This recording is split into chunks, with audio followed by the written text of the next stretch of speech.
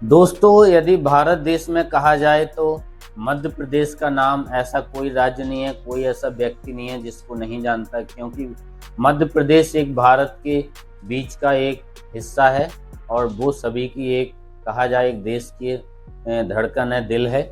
वहीं पर ही यदि हम देखें तो मध्य प्रदेश में यदि सबसे चर्चित जगह यदि कोई है तो बुंदेलखंड, जहाँ पर सबसे ज़्यादा यदि चर्चा का बात कही जाए तो जब से बागेश्वर धाम गढ़ा वाले, जब से वहाँ पर इनका भव्य मंदिर सब कुछ हुआ है, विकास हुआ है, उन्होंने तरह तरह की रैलियां, नारे, विवादों में भी रहते हैं। इस तरीके की चर्चा का जब तक आया हुआ है सामने मामला, तो आप देख सकते हैं ये बहुत ही चर्चित क्षेत्र है। यहीं पर ही दोस्तों, पहले तो आप इस वीडियो को देखिए जो किस तरीके के इन्होंने नारे लगाए हुए हैं, किस तरीके की इनकी मन की भावना है। अच्छी है, मैं भी इस चीज का समर्थन करता हूँ। देखिए पहले इस वीडियो को। जात पात की करो विदाई, हम सब हिंदू भाई भाई।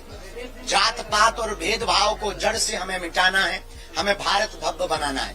इसी विषय देखा आपने इस वीडियो को, यहाँ पर कहा गया है कि जात पात की करो विदाई, हम सब हिंदू भाई भाई। तो दोस्तों, कहने से और करने में जमीन आसमान का फर्क होता है। मैं जानता हूँ कि ग्रामीण क्षेत्र से यदि कोई व्यक्ति शहर में यदि अपना निवास करता है तो वहाँ भेदभाव, जातिवाद थोड़ा बहुत कम हो जाता है।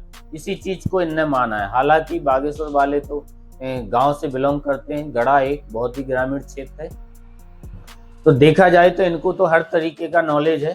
तो इनको पहले ये देखना चाहिए कि शहरों में जो भेदभाव है, जो आपने शहरों में जो रैलियां की हैं, तो मैं मानता हूं कि वहां पर लोगों की समझ में ज़्यादातर आएगा। लेकिन आपने जो क्राइम, जो घोड़ी पे चढ़ने से, मूंछ रखने पे, दलितों को सही कपड़े ना पहनना, जो भी पानी भरने के स्थान होते हैं वहां पर जाने ना देना, सामंतवादी जो ग्रामीण में जो बड़े बड़े लोग होते हैं वो दलितों पे कितना शोषण करते हैं, कितना उन पर अपराध करते हैं। गांव में आखिर आप देखिए, यदि आपको जातिवाद, भेदभाव मिटाना है तो आप गांव में उतरिए, जमीनी स्तर पर देखिए कि गांव में कितने भेदभाव, कितने अपराध, कितनी क्रूरतियां हैं। यहीं पर ही छतरपुर से 20 से 25 किलोमीटर दूर पर अभी एक ताजी घटना हुई है 3 से 4 जुलाई को। वहीं पर ही एक शहर है छोटा जिसका नाम है गढ़ी मलहरा। वहां पर ही एक मंदिर होता है गढ़ी मलहरा का ही, वहीं पर ही पास में वहां पर एक पुजारी को रखा जाता है। पुजारी का जो नाम होता है वो भागवत शरण दुबे होता है और उसकी दोस्तों उम्र जो है वह कम से कम 55 से 60 वर्ष होती है। और उसने एक इतना जघन अपराध किया हुआ है कि वहां पर ही 2 छोटी बच्चियां वहीं पर ही घूमती हैं, वहीं पर ही निकल रही थी। तो वही पुजारी पंडित उन दोनों बच्चियों को मंदिर में बुलाता है प्रसाद देने के बहाने, और वो अंदर ले जाता है और उनके साथ गलत तरीके का अपराध करता है, बच्चियों के साथ छेड़खानी करता है और उनके प्राइवेट पार्ट को भी उसने इंजर्ड किया हुआ है। तो इस तरीके का उसने अपराध किया है। तो आप सोच सकते हैं कि पहले तो हिंदू धर्म में जितने पाखंडबाज, जितने ये पुजारी जो बने बैठे हैं, इनको पहले आप कोई ऐसा अपना नियम, कोई ऐसा इनके प्रति कोई आप बात रखिए कि किस तरीके के ये लोग हैं, इनके लिए आप आंदोलन करिए, खड़े हुए, तब जाके आप भाईचारा और जात पात का विदाई कर सकते हैं।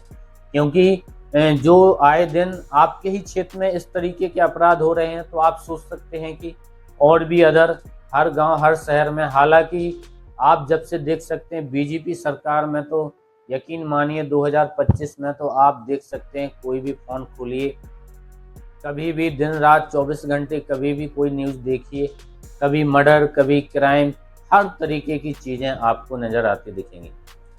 तो दोस्तों, इस तरीके की इस पुजारी ने प्रवृत्ति की है। अभी इससे पहले ही 15 से 20 दिन पहले ही आगरा में आपने देखा होगा, मंदिर में ही पुजारी ने छोटी बच्ची के साथ रेप कर रहा था और वहां पर लगे सीसीटीवी कैमरे में वह वारदात वहां पर कैद हो गई थी। तो दोस्तों, आप सोच सकते हैं कि हिंदू धर्म मुझे लगता है बहुत ही खूबसूरत है, पूरे भारत देश में मनाया जाता है। मैं भी हिंदू हूँ, मुझे इससे कोई आपत्ति नहीं है। पर इसमें सबसे ज़्यादा यदि कहा जाए जितने पाखंडवाद और जितने अपराध हैं, मुझे लगता है किसी भी धर्म में नहीं हो सकते हैं। तो दोस्तों, इस तरीके की उस पुजारी ने वारदात को अंजाम दिया है। और जब परिजन उस मंदिर में जाते हैं उस पुजारी से पूछताछ के लिए, तो वह त्रिशूल लेके, जो वहीं देवी का मंदिर का जो त्रिशूल होता है, उससे वह प्रहार भी करने के लिए दौड़ता है। और परिजन फिर बहुत सारे आ जाते हैं, लोग बाग गांव की, और उस पंडित की, उस पुजारी की खूब पिटाई भी की जाती है और पुलिस को उसको सौंप दिया जाता है। और वहाँ पर थाना इंचार्ज ने भी, आप देख सकते हैं क्या कहा है, किस तरीके की परिजनों ने पुलिस स्टेशन में अपनी वारदात को बताया हुआ है। आप देख सकते हैं, इस वीडियो में सुन सकते हैं। कल पड़वाहा गांव से फरियादिया ने आके कंप्लेंट की थी कि उसकी लड़की और उसकी जेठानी की लड़की इसके घर से जेठानी के घर जा रहे थे। बीच में भगवान शरण दुबे है, उसका घर पड़ता है, बाकर है, वहीं पे मंदिर बना हुआ है जिसमें गांव के सभी लोग आते हैं, प्रसाद लेते हैं। कल बच्चियां जब जा रही थी तो पुजारी ने बोला कि आकर मंदिर के अंदर आकर प्रसाद ले लो। दोनों बच्चियां चली गई, जहां पर पुजारी द्वारा उनको गलत कमेंट किया गया है और गलत तरीके से छुआ गया है। हाँ, 5 वर्ष की बच्ची है जिसके प्राइवेट पार्ट्स को इंजर्ड किया गया है। आरोपी की क्या स्थिति में पकड़ लिया गया है अभी? हाँ, आरोपी को अभी रक्षा में लिया गया, पूछताछ जारी है, कल उसको न्यायालय पेश किया जाएगा। क्या उम्र है आरोपी की? आरोपी की उम्र है 60 से 65 वर्ष की। नाम क्या बताया जा रहा है? सॉरी, नाम क्या है आरोपी का? भगवत शरण दुबे। बच्ची की उम्र क्या बताएंगे आप? एक बच्चे की उम्र है 6 वर्ष, दूसरी बच्चे की उम्र है 5 वर्ष। तो दोस्तों, आपने देखा कि ये सच्ची घटना है।